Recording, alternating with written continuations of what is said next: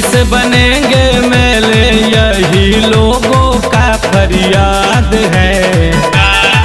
अनवर कलयुग का पहलाद है, इन पे जनता का आशीर्वाद है।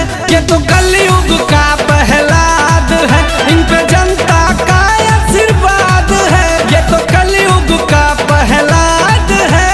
आरजेडी जिंदाबाद जिंदाबाद जिंदाबाद, छाप जिंदाबाद जिंदाबाद जिंदाबाद, अनवर आलम जिंदाबाद जिंदाबाद जिंदाबाद, अनाक जनता जिंदाबाद जिंदाबाद जिंदाबाद, आरजेडी जिंदाबाद जिंदाबाद जिंदाबाद।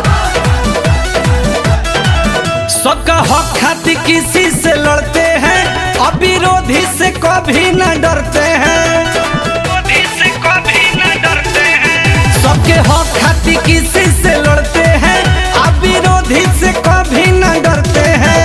आरजेडी ने इनको दिया जिम्मेवारी है, आधा का जनता इनके लिए प्यारी है।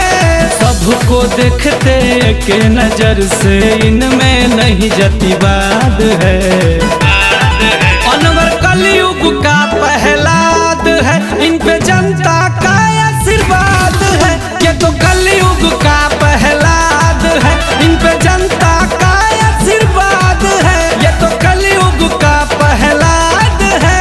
अनवर आलम जिंदाबाद जिंदाबाद जिंदाबाद, अनवर आलम जिंदाबाद जिंदाबाद जिंदाबाद, लालू रबड़ी जिंदाबाद जिंदाबाद जिंदाबाद, आरजेडी जिंदाबाद जिंदाबाद जिंदाबाद।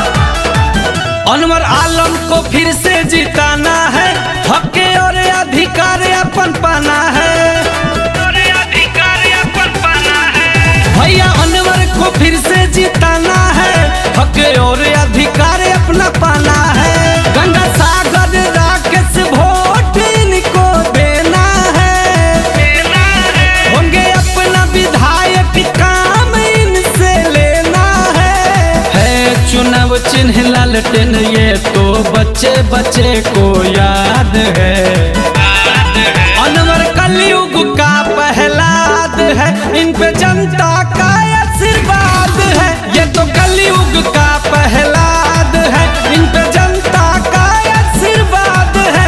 ये तो कलयुग का पहलाद है। ये तो लोगों का सेवा करते हैं, गरीब अमीर पर ये तो मरते हैं। फिर से बनेंगे मेले यही लोगों का फरियाद है। अनवर कलयुग का पहलाद है, इन पे